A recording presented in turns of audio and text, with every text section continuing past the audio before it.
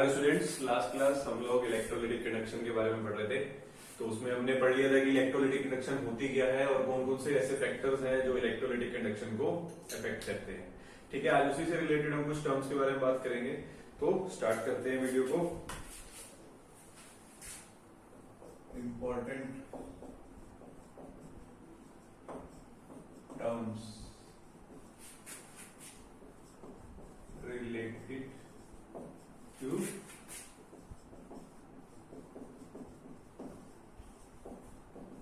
electrolytic conduction।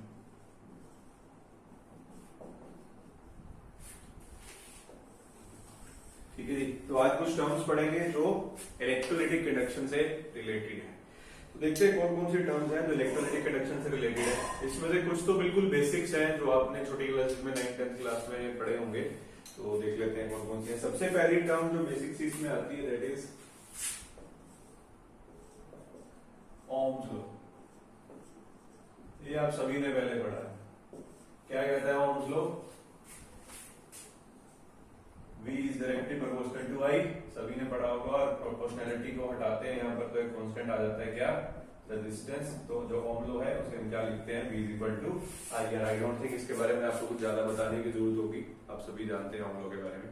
ठीक है, तो इससे रिलेटेड जो यहाँ पर टर्म आती है दैट इज R। इसको पढ़ना है हमने। R is resistance.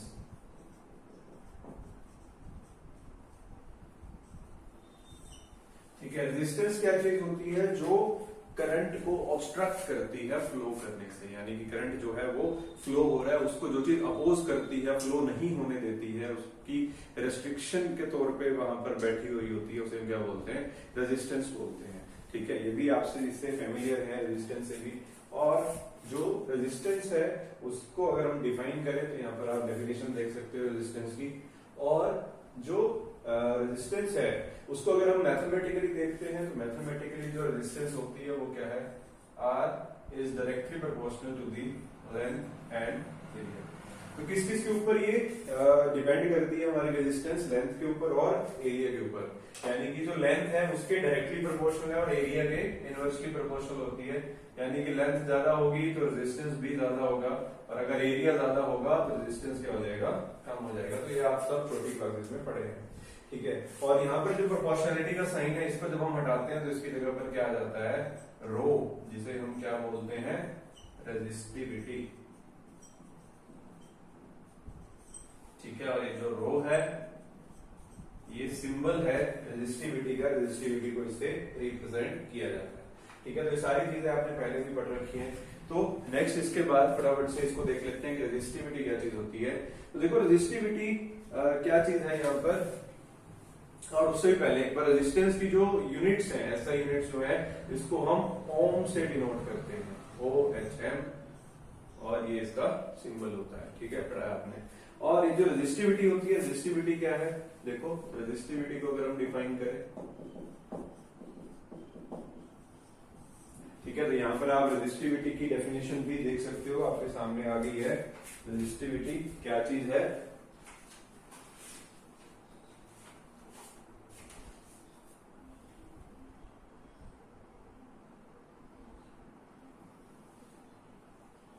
ठीक है, तो इसका जो फॉर्मूला हमने यहाँ पर रेजिस्टेंस का लिखा था, resistance is equal to rho L by a. अगर इसी को मैं रिवर्स कर देता हूं, resistance is equal to rho L by a, तो R इंटू ए को इधर ले जाओगे, A बाय L हो जाएगा, which will be equal to the resistivity. तो इसी फॉर्मूले से ही हमने रेजिस्टिविटी की डेफिनेशन बनाई है। क्या बोलते हैं? Resistivity is that resistance when area is equal to 1 centimetre square and length is equal to 1 centimetre. ठीक है, तो जब इन दोनों चीजों का 1 के इक्वल पुट कर देंगे तो उस टाइम पे जो रेजिस्टेंस होगा वही हमारी क्या है? रेजिस्टिविटी। ठीक है, तो इस तरीके से जो है रेजिस्टिविटी हमारे पास होती है। और दूसरी चीज जो रेजिस्टिविटी है उसकी अगर यूनिट्स की बात करें तो क्या यूनिट्स है उसकी? देखो रेजिस्टेंस की जो यूनिट्स है वो भी हमने देखी क्या होती है? ओम। तो रेजिस्टेंस की जगह पर यूनिट्स अगर ओम है, एरिया जो है, एरिया की यूनिट्स क्या होती है? सेंटीमीटर स्क्वायर, और लेंथ की क्या यूनिट होती है? सेंटीमीटर। तो रेजिस्टिविटी की क्या यूनिट्स हो जाएगी? यहाँ सेंटीमीटर से स्क्वायर कैंसिल हो जाएगा, तो क्या बन गई? Ohm centimetre is the unit of resistivity. ठीक है, बात समझ में आ रही है। तो ये तीनों बेसिक सी चीजें आपने पहले भी पढ़ी हुई है, बस ये आपको रिमाइंड करवाने के लिए दोबारा करवाई है। अब इन चीजों का आगे हम यूज करेंगे, जो रेजिस्टेंस है इसका भी और रेजिस्टिविटी है उसका भी। तो कैसे और क्या यूज है इसका वो हम देख लेते हैं।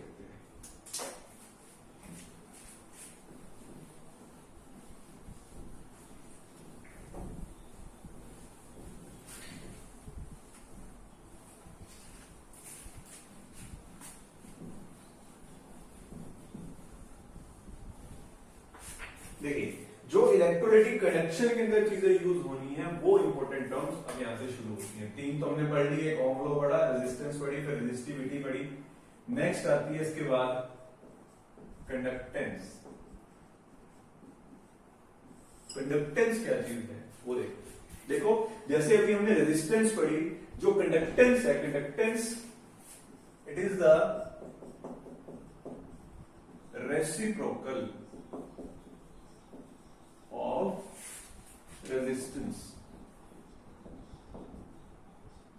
कंडक्टेंस जो है C से जिसे हम डिनोट करेंगे, C is equal to the 1/R, that is resistance.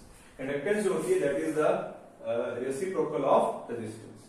ठीक है, तो कंडक्टेंस कुछ इस तरीके से हम डिफाइन करते हैं। और नेक्स्ट इंपॉर्टेंट थिंग इसके बाद आ जाती है दैट इज कंडक्टिविटी।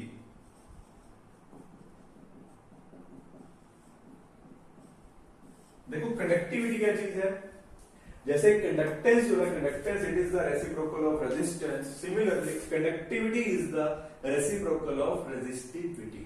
ठीक है, तो कंडक्टिविटी क्या है, it is the reciprocal of resistivity. ठीक है, तो कनेक्टिविटी क्या है, it is the reciprocal of resistivity. और जो कनेक्टिविटी होती है इसको हम K से डिनोट करते हैं, and in Greek language K is known as kappa. ठीक है, और हमने क्या बोला, it is the reciprocal of resistivity, so 1/ρ लिखेंगे इसको, P नहीं है ये, this is the ρ which is the symbol of resistivity. ठीक है, और यहां पर अगर इन दोनों की यूनिट्स की बात करें हम, यहां पे कंडक्टेंस जो है, conductance is equal to 1/R है, R यानी कि रेजिस्टेंस, और रेजिस्टेंस की जो यूनिट्स होती है वो क्या होती है, ओम। ठीक है, तो अगर रेजिस्टेंस की यूनिट्स ओम है तो कंडक्टेंस की यूनिट्स क्या हो जाएगी, ओम इनवर्स, या फिर जिसे हम MHO से भी डिनोट करते हैं, और जिसे हम सीमेंस से भी डिनोट करते हैं, सीमेंस, या उसकी जगह पर हम S लगाते हैं। ठीक है, और जो यहां पर कंडक्टिविटी है, अभी हमने रेजिस्टिविटी की जो यूनिट्स लिखी थी, रेजिस्टिविटी की क्या यूनिट्स थी, ओम, सेंटीमीटर। ठीक है, अभी भी पढ़ी थी रेजिस्टिविटी की यूनिट्स। तो कापा यानी कि कंडक्टिविटी की यूनिट्स क्या हो जाएगी, इसका इनवर्स यानी कि ओम इनवर्स, सेंटीमीटर इनवर्स। ठीक है, तो बात समझ में आ गई, कंडक्टिविटी क्या होती है और कंडक्टेंस क्या होती है। कंडक्टेंस जो है वो रेसिप्रोकल होता है रेजिस्टेंस का, और कंडक्टिविटी जो है वो रेसिप्रोकल होती है रेजिस्टिविटी की। तो नाम से थोड़ा थोड़ा क्लियर हो जाता है, conductance is related with resistance, conductivity is related with resistivity. ठीक है, तो याद हो जाएगा ये। इसके बाद नेक्स्ट इंपॉर्टेंट टर्म देखेंगे क्या है, कंडक्टिविटी के बाद नेक्स्ट आती है आपके पास, ये जो कंडक्टिविटी है इसे हम स्पेसिफिक कंडक्टिविटी भी बोलते हैं। ठीक है, और इसके बाद जो नेक्स्ट आती है दैट इज मोलर कंडक्टिविटी।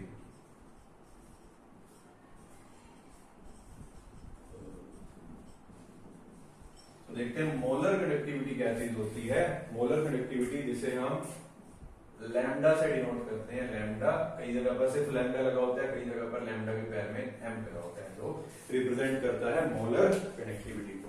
तो देखिए मोलर कंडक्टिविटी क्या चीज है यहाँ पर। देखो मोलर कंडक्टिविटी क्या होती है, ये एक नंबर ऑफ मोल, अगर नंबर ऑफ मोल्स को हम 1 ले लेते हैं तो उस टाइम जो कंडक्टिविटी होती है, यानी कि आपको क्या करना है, मोलर कंडक्टिविटी का क्या मतलब है, एक मोल लिया VmL सॉल्यूशन के अंदर, ठीक है, उस टाइम पर जो कंडक्टिविटी होगी उसी को हम क्या बोलते हैं, मोलर कंडक्टिविटी। यानी कि एक मोल ले लिया VmL सॉल्यूशन के अंदर, तो उस टाइम पर जो कंडक्टिविटी होगी उसी को हम क्या बोलते हैं, मोलर कंडक्टिविटी। तो यहां पर आप इसकी डेफिनेशन देख सकते हो, जो कि क्या बोल रही है, मैं साइड हो जाता हूं यहां से।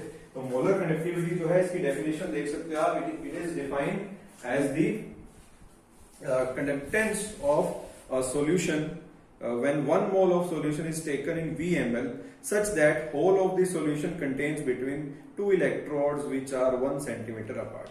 ठीक है, तो मोलर कंडक्टिविटी क्या है? ये कंडक्टिविटी है जब आप 1 मोल लेते हो VmL के अंदर. ठीक है, तो अगर इसको मैथमेटिकली मैं यहाँ पर रिप्रेजेंट करूं तो मोलर कंडक्टिविटी जो हुई, मोलर कंडक्टिविटी इज क्या होगी? ये कंडक्टिविटी है जो कि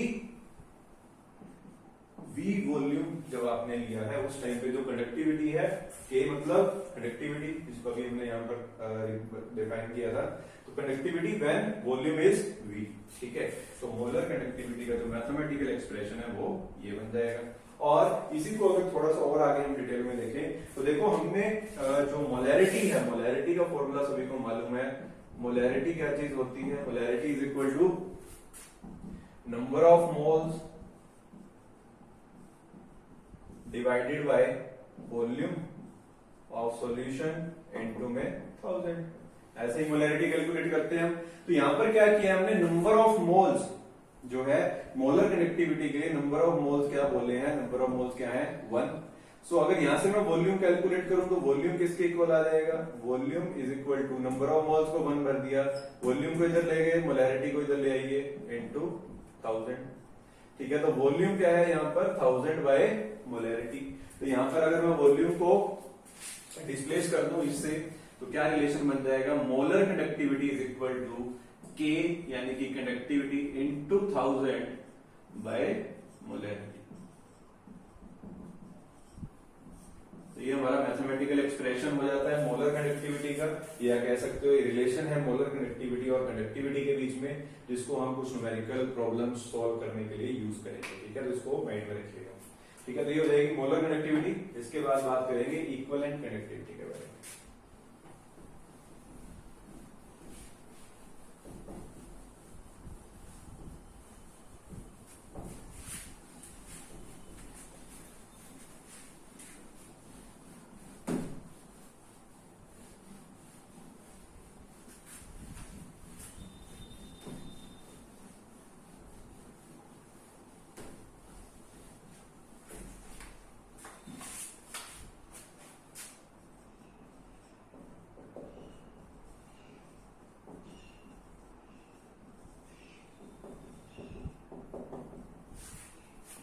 देखो इक्विवेलेंट कंडक्टिविटी क्या चीज होती है, इसकी डेफिनेशन भी आप देख सकते हो यहाँ पर अपने सामने.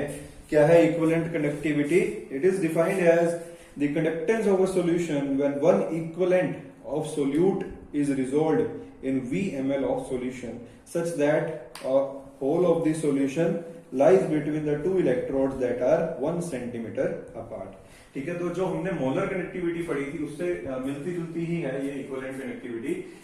बस मोलर कनेक्टिविटी में हमने क्या किया था? नंबर ऑफ मोल्स को 1 लिया था. यहाँ पर जो है हम नंबर ऑफ इक्विवेलेंट्स को 1 ले लेते हैं. ठीक है, तो जो इक्विवेलेंट कनेक्टिविटी है वो डिफाइन इसको हम सेम ही करते हैं. मैथमेटिकल एक्सप्रेशन अगर इसका देखेंगे तो इक्विवेलेंट कनेक्टिविटी जो है is equal to conductivity into volume ही होता है. बट जो हमने भी वो पढ़ा था मोलर कंडक्टिविटी, वहां पर हमने नंबर ऑफ मोल्स को 1 किया था, यहां पर हमने नंबर ऑफ इक्विवेलेंट को 1 किया है. तो हमने एक चीज पढ़ी हुई है दैट इज नॉर्मेलिटी, जिसका क्या होता है formula? Normality is equal to number of equivalent by volume into में 1000. सभी ने पढ़ा है. तो नॉर्मेलिटी यहाँ पर क्या है? नंबर ऑफ इक्विवेलेंट को हमने क्या कर दिया है? 1 कर दिया है. तो यहां से अगर मैं वॉल्यूम को कैलकुलेट करूंगा तो वॉल्यूम क्या आ जाएगा? 1000 बाय में नॉर्मेलिटी. बोलो बात समझ में आ रही है? वॉल्यूम क्या हो जाएगा? 1000 बाय में नॉर्मेलिटी. तो इसी की वैल्यू को अगर मैं यहां पर डिस्प्लेस कर देता हूं तो क्या रिलेशन बन जाएगा? Equivalent conductivity will be equal to the K into में 1000 बाय नॉर्मेलिटी. ठीक है जी, तो ये फॉर्मूला बन जाता है किसका? इक्विवेलेंट कंडक्टिविटी का. अब इसके बाद अगर हम मोलर कंडक्टिविटी और इक्विवेलेंट कंडक्टिविटी दोनों के अंदर रिलेशन देखें तो क्या रिलेशन है? देखो अभी भी हमने मोलर कंडक्टिविटी को पढ़ा था. मोलर कंडक्टिविटी क्या थी? K इनटू में 1000 बाय मोलैरिटी. अगर इन दोनों की मैं रेशो ले लूं, यहाँ पर मोलर कंडक्टिविटी है और यहाँ पर इक्विवेलेंट कंडक्टिविटी है, अगर इन दोनों की रेशो ले ली जाए तो molar conductivity divided by equivalent conductivity किसके इक्वल हो जाएगा, इधर है k इनटू में 1000 बाय मोलैरिटी और इक्विवेलेंट कंडक्टिविटी क्या है k इनटू में 1000 बाय में नॉर्मेलिटी। ठीक है, यहाँ पे 1000 से 1000 और k से k कैंसिल हो जाएगा और बचा क्या यहाँ पर 1 बाय मोलैरिटी, इधर बचा 1 बाय नॉर्मेलिटी। तो इसको अगर हम ऊपर करेंगे तो नॉर्मेलिटी ऊपर आ जाएगा और मोलैरिटी नीचे आ जाएगी, नॉर्मेलिटी बाय मोलैरिटी। और नॉर्मेलिटी और मोलैरिटी के अंदर क्या रिलेशन होता है ये हमने पढ़ा हुआ है। नॉर्मेलिटी जो होती है is equal to z into में मोलैरिटी, ये हमने पढ़ा है। Normality is equal to z into में मोलैरिटी होती है। तो यहां पर नॉर्मेलिटी को डिस्प्लेस कर देंगे z इनटू में मोलैरिटी से।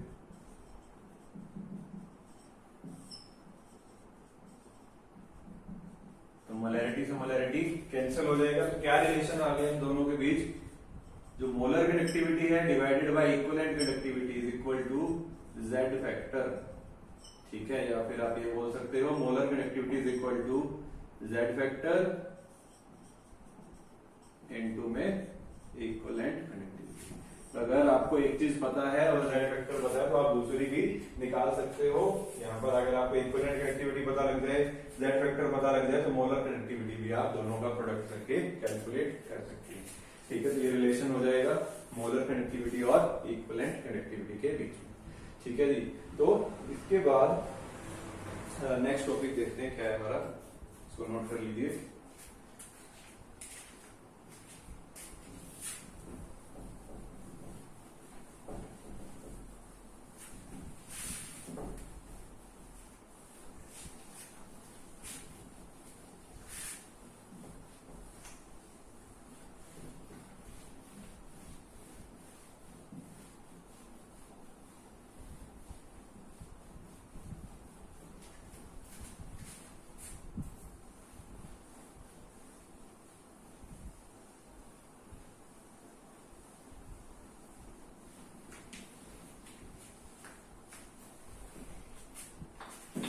हाँ जी, इसके बाद जो है हमने अभी 3 टाइप की कंडक्टिविटी पढ़ी, एक स्पेसिफिक कंडक्टिविटी, एक पढ़ी हमने मोलर कंडक्टिविटी और एक पढ़ी हमने equivalent conductivity.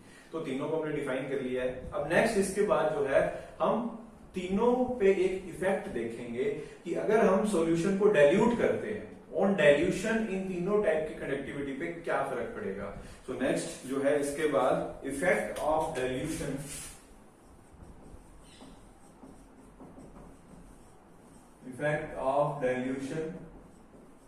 On specific conductivity, जिसे हमने K से डिनोट किया है, equivalent conductivity and molar conductivity.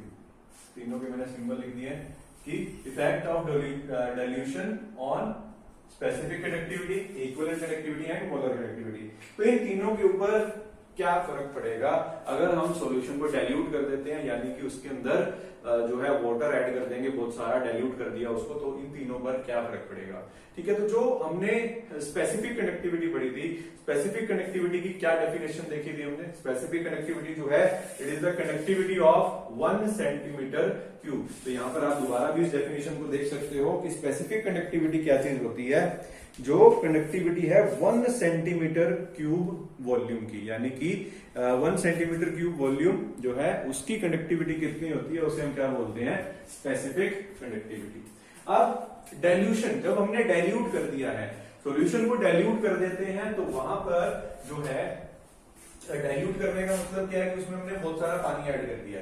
तो स्पेसिफिक कंडक्टिविटी के जो है हम क्या बोलते हैं, it is the conductivity of conductance of 1 centimetre cube, यानी कि 1 सेंटीमीटर क्यूब में जितने आयन्स हैं उनकी वजह से जो कंडक्टेंस है उसी को क्या बोलते हैं, कंडक्टिविटी बोलते हैं। अब अगर आप डाइल्यूट कर देते हो, तो डाइल्यूट करने के बाद क्या होगा, उस 1 सेंटीमीटर क्यूब एरिया के अंदर जो आयन्स हैं उनकी कॉन्सेंट्रेशन क्या हो जाएगी, कम हो जाएगी। ठीक है, पानी मिला दिया, आयन जो है वो इधर उधर बिखर जाएंगे। तो उस जगह के अंदर जो 1 सेंटीमीटर क्यूब के अंदर जितने आयन पहले प्रेजेंट थे, डाइल्यूट करने के बाद उतने नहीं बचेंगे, कम हो जाएंगे। ठीक है, तो डाइल्यूट करने के बाद 1 सेंटीमीटर क्यूब के अंदर जितने आयन होने चाहिए थे, अब उससे क्या हो जाएंगे, कम हो जाएंगे। तो कम होने के बाद तो जो हमारा स्पेसिफिक कंडक्टिविटी है वो भी क्या हो जाएगी, कम हो जाएगी। ठीक है, सो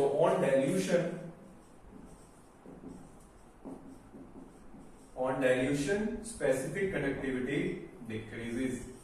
ठीक है, क्यों डिक्रीज हुई, क्योंकि जो स्पेसिफिक कंडक्टिविटी है वो हम कैसे डिफाइन करते हैं, जो कंडक्टेंस है 1 सेंटीमीटर क्यूब के अंदर जितने आयन्स हैं उसकी वजह से। तो अगर आपने डाइल्यूट कर दिया सॉल्यूशन को, तो डाइल्यूट करने के बाद जो उस 1 सेंटीमीटर क्यूब के अंदर जितने आयन्स पहले प्रेजेंट थे, कंपेरेटिवली अब क्या हो जाएंगे, कम हो जाएंगे। तो कम होने के कारण जो वहां पर कंडक्टेंस है वो भी कम हो जाएगी, तो हमारी जो स्पेसिफिक कनेक्टिविटी है वो भी डिक्रीज हो जाएगी। ठीक है, ये तो बात हुई स्पेसिफिक कनेक्टिविटी की। सेकंड चीज अगर हम बात करें यहाँ पर मोलर कनेक्टिविटी और इक्विवेलेंट कनेक्टिविटी की, इनके ऊपर क्या फर्क पड़ेगा अगर हम डाइल्यूट करते हैं तो। देखो, जो हमारी मोलर कनेक्टिविटी है और इक्विवेलेंट कनेक्टिविटी है, इसका हमने अभी एक चीज पढ़ी, K इंटू में V। K क्या था यहाँ पर, स्पेसिफिक कनेक्टिविटी, और दूसरी चीज जो है वॉल्यूम। ठीक है, अभी हमने देखा कि अगर डाइल्यूट करते हैं तो डाइल्यूशन पर जो स्पेसिफिक कनेक्टिविटी है वो क्या होती है, डिक्रीज होती है। अभी अभी हमने देखा, और स्पेसिफिक कनेक्टिविटी डिक्रीज हो तो हमें ऐसा लगेगा कि मोलर कनेक्टिविटी भी डिक्रीज होती होगी, बट ऐसा नहीं है, क्योंकि इसके साथ साथ यहाँ पर वॉल्यूम भी है जो कि कांस्टेंट नहीं है। अगर वॉल्यूम कांस्टेंट होता फिर हम कह सकते हैं कि स्पेसिफिक कनेक्टिविटी को डिक्रीज करोगे तो मोलर कनेक्टिविटी भी डिक्रीज हो जाएगी। बट अगर आप डाइल्यूट कर रहे हो तो वॉल्यूम तो ऑब्वियसली कांस्टेंट हो नहीं सकता। तो डाइल्यूट करने के लिए क्या करना होता है, हमें वहां पर वाटर ऐड करना पड़ता है। तो डाइल्यूट करोगे तो वॉल्यूम क्या होगा, वहां पर इंक्रीज करेगा। ठीक है, तो वॉल्यूम जो है यहाँ पर इंक्रीज करता है, एंड साथ के साथ जो वॉल्यूम का फैक्टर है वही ज्यादा डोमिनेट भी करता है। ठीक है, तो ऑन डाइल्यूशन स्पेसिफिक कनेक्टिविटी तो डिक्रीज हो जाएगी, बट उसके साथ साथ वॉल्यूम इंक्रीज होगा, और वॉल्यूम वाला फैक्टर जो है वो ज्यादा डोमिनेट करता है। तो वॉल्यूम फैक्टर डोमिनेट करेगा, जिस वजह से ऑन डाइल्यूशन मोलर कनेक्टिविटी हो चाहे इक्विवेलेंट कनेक्टिविटी हो, दोनों क्या हो जाती है, इंक्रीज हो जाती है। ठीक है, तो बात समझ में आ रही है कि डाइल्यूशन के ऊपर क्या होगा, डाइल्यूशन करने के बाद हमारी molar connectivity and equivalent connectivity दोनों जो है वो इंक्रीज। ठीक है, तो तीनों चीजें हमने देख ली कि डाइल्यूशन जब हम करते हैं तो स्पेसिफिक कनेक्टिविटी क्या हो जाती है, डिक्रीज होती है, उसके साथ साथ मोलर कनेक्टिविटी और इक्विवेलेंट कनेक्टिविटी क्या होती है, इंक्रीज हो जाती है। ठीक है, और अगर इसको हम ग्राफिकली देखते हैं, ग्राफिकली अगर इसको हम देखें कि किस तरीके से यहाँ पर, अगर यहाँ पर मैं मोलर कनेक्टिविटी ले लेता हूं और यहाँ पर मैंने कॉन्सेंट्रेशन का स्क्वायर रूट लिया। ठीक है, तो अगर इसको हम ग्राफिकली देखते हैं, वेरिएशन जो है डाइल्यूशन के साथ साथ मोलर कनेक्टिविटी पे क्या फर्क पड़ता है उसको देखेंगे। तो देखो, इसका ग्राफ जो आता है वो कुछ इस तरीके से आएगा। ठीक, और आप ये देख सकते हो कि जैसे जैसे आप इधर को मूव कर रहे हो तो कॉन्सेंट्रेशन इंक्रीज हो रही है, और जैसे जैसे आप इस तरफ मूव कर रहे हो इस तरफ क्या हो रही है, डाइल्यूशन इंक्रीज हो रही है। ठीक है, अब एक चीज को तो आप क्लियर रखिए माइंड में कि डाइल्यूशन बढ़ाते हैं तो कॉन्सेंट्रेशन कम हो जाती है।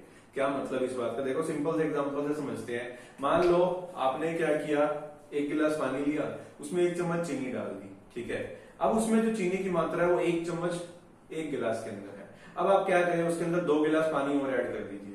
2 गिलास पानी और ऐड कर रहे हो मतलब क्या कर रहे हो, उसको डाइल्यूट कर रहे हो। तो 2 गिलास पानी और ऐड करने के बाद जो उसके अंदर चीनी की कॉन्सेंट्रेशन है वो क्या हो जाएगी, कम हो जाएगी। ठीक है, यानी कि उस पानी में जो मीठापन था वो कंपैरेटिवली डाइल्यूशन के बाद क्या हो जाएगा, कम हो जाएगा। ठीक है, तो इस चीज को देखिए, कॉन्सेंट्रेशन बढ़ाते हैं तो डाइल्यूशन कम हो रही है, मतलब कि डाइल्यूशन बढ़ाओगे तो कॉन्सेंट्रेशन क्या होगी, कम। ठीक है, तो यहाँ पर हम वेरिएशन देख रहे हैं मोलर कनेक्टिविटी का विद द डाइल्यूशन और कॉन्सेंट्रेशन। ठीक है, तो इस तरीके का ग्राफ हमें देखने को मिलता है फॉर स्ट्रॉन्ग इलेक्ट्रोलाइट। अगर तो आपका इलेक्ट्रोलाइट स्ट्रॉन्ग है तो कुछ इस तरीके से ग्राफ देखने को मिलता है, और दूसरा अगर आपका इलेक्ट्रोलाइट वीक है तो वहां पर जो हम ग्राफ देखते हैं वो कुछ इस तरीके से आता है। ठीक है, this is for weak electrolyte.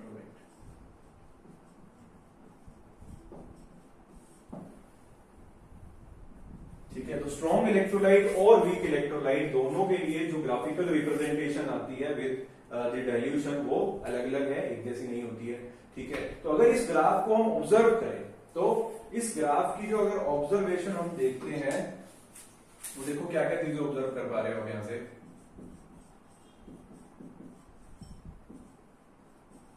देखो सबसे पहली चीज जो यहाँ पर ऑब्जर्व कर पा रहे हैं वो क्या है कि जैसे जैसे हम डाइल्यूशन करते हैं, मतलब इस तरफ डाइल्यूशन इंक्रीज करी जा रही है, जैसे जैसे आप डाइल्यूशन इंक्रीज कर रहे हो तो जो कंडक्टिविटी है, मोलर कंडक्टिविटी है, वो क्या हो रही है, इंक्रीज हो रही है। ठीक है, तो पहली ऑब्जर्वेशन तो यही है कि on dilution molar conductivity increases. ठीक है, तो किसी को सॉल्यूशन को डाइल्यूट करते हैं तो मोलर कनेक्टिविटी जो है वो क्या हो जाती है, इंक्रीज हो जाती है। चाहे स्ट्रॉन्ग इलेक्ट्रोलाइट हो चाहे वीक इलेक्ट्रोलाइट हो, दोनों के लिए क्या होगी, इंक्रीज होगी। ठीक है, सेकंड ऑब्जर्वेशन तो यहां पर हम देखते हैं वो क्या है कि अगर एक पर्टिकुलर पॉइंट के ऊपर, मान लो इस पॉइंट के ऊपर मैं इस ग्राफ को ऑब्जर्व करता हूं, यहां पर कॉन्सेंट्रेशन को मैंने फिक्स कर दिया है। ठीक है, तो इस पर्टिकुलर पॉइंट के ऊपर अगर मैं मोलर कनेक्टिविटी को कंपेयर करता हूं वीक इलेक्ट्रोलाइट की और स्ट्रॉन्ग इलेक्ट्रोलाइट की, तो स्ट्रॉन्ग इलेक्ट्रोलाइट की आप देख पा रहे हो मोलर कनेक्टिविटी ये है और वीक इलेक्ट्रोलाइट की मोलर कनेक्टिविटी ये। तो एक पर्टिकुलर एट पर्टिकुलर कॉन्सेंट्रेशन जो मोलर कनेक्टिविटी होती है वो हमेशा स्ट्रॉन्ग इलेक्ट्रोलाइट की वीक इलेक्ट्रोलाइट से क्या होगी, ज्यादा। ठीक है, तो ये भी हम इस ग्राफ से ऑब्जर्व कर पा रहे हैं। तो सेकंड ऑब्जर्वेशन क्या होगी, eight fix concentration the molar conductivity of strong electrolyte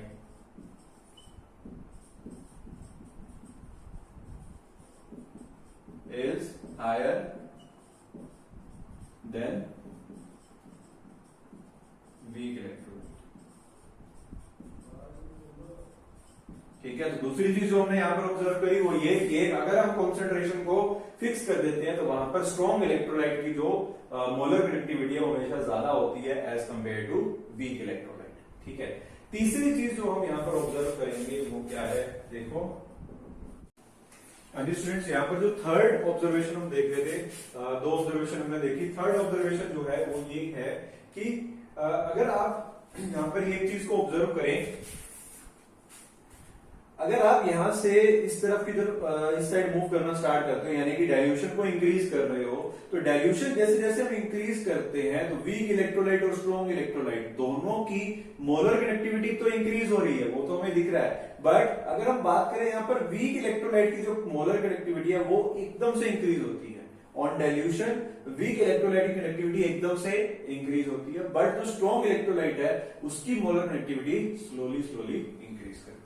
ठीक है, तो जो हमारा थर्ड पॉइंट हो जाएगा वो ये कि molar connectivity of strong electrolyte increases slowly on dilution but molar connectivity of weak electrolyte increases fastly on dilution. ठीक है, तो अगर आप डाइल्यूशन करोगे तो बढ़ेगी दोनों की, बट वीक इलेक्ट्रोलाइट की एकदम से बढ़ती है और स्ट्रॉन्ग इलेक्ट्रोलाइट की स्लोली स्लोली बढ़ती है। ठीक है, और लास्ट ऑब्जर्वेशन जो है इस ग्राफ से जो हम देखते हैं वो ये कि देखिए अगर हम इस पॉइंट पर आ रहे हैं, इस पॉइंट पर यहां पर जो कॉन्सेंट्रेशन होती है वो क्या है, 0 है, और इस पॉइंट पे जो डाइल्यूशन होती है, डाइल्यूशन क्या हो जाती है यहाँ पर, इनफाइनाइट, यानी कि आपने इतना उसके अंदर पानी मिला दिया कि उसकी जो कॉन्सेंट्रेशन है वो क्या होगी, 0 होगी। एट 0 कॉन्सेंट्रेशन जो मोलर कनेक्टिविटी होती है उसे हम इस तरीके से डिनोट करते हैं, लेमडा एम, इसके ऊपर 0 लगा देंगे यानी कि एट 0 कॉन्सेंट्रेशन, या फिर इसके ऊपर कई जगह पर आपको ये इंफिनिटी भी लगा हुआ मिलेगा, इसका मतलब है इनफाइनाइट डाइल्यूशन। ठीक है, तो अगर इस कॉन्सेंट्रेशन के ऊपर, इस 0 कॉन्सेंट्रेशन के ऊपर हम क्या करना चाहें, स्ट्रॉन्ग इलेक्ट्रोलाइट और वीक इलेक्ट्रोलाइट इन दोनों की मोलर कनेक्टिविटी को कैलकुलेट करना चाहें तो देखो इस पॉइंट पर जो स्ट्रॉन्ग इलेक्ट्रोलाइट है उसके ग्राफ को थोड़ा सा आगे बढ़ा करके हम मोलर कनेक्टिविटी कैलकुलेट कर सकते हैं। बट जो यहाँ पर वीक इलेक्ट्रोलाइट है, वीक इलेक्ट्रोलाइट का जो ग्राफ है वो आप देख पा रहे हो कि यहाँ पर आकर के पैरेलल हो जाता है इस वाई एक्सिस के। तो एट 0 कॉन्सेंट्रेशन या eight infinite dilution week electrolyte की मोलर कनेक्टिविटी को कैलकुलेट करना इससे, इस ग्राफ से पॉसिबल नहीं है। ठीक है, तो उसके लिए कुछ डिफरेंट मेथड हम देखेंगे वो क्या होता है। ठीक है, उसको भी डिस्कस करेंगे। तो चौथा पॉइंट भी यहाँ पर ऑब्जर्व किया हमने, क्या, at infinite dilution we can calculate molar connectivity of strong electrolyte but we can not calculate molar connectivity of weak electrolyte. ठीक है, तो वीक इलेक्ट्रोलाइट की मोलर कनेक्टिविटी इस ग्राफ को देख करके हम कैलकुलेट नहीं कर सकते हैं। उसके लिए हमें एक और लॉ को पढ़ना है जिसको यूज करके हम molar connectivity of weak electrolyte calculate करेंगे। ठीक है, तो आज के लिए इतना ही। नेक्स्ट क्लास में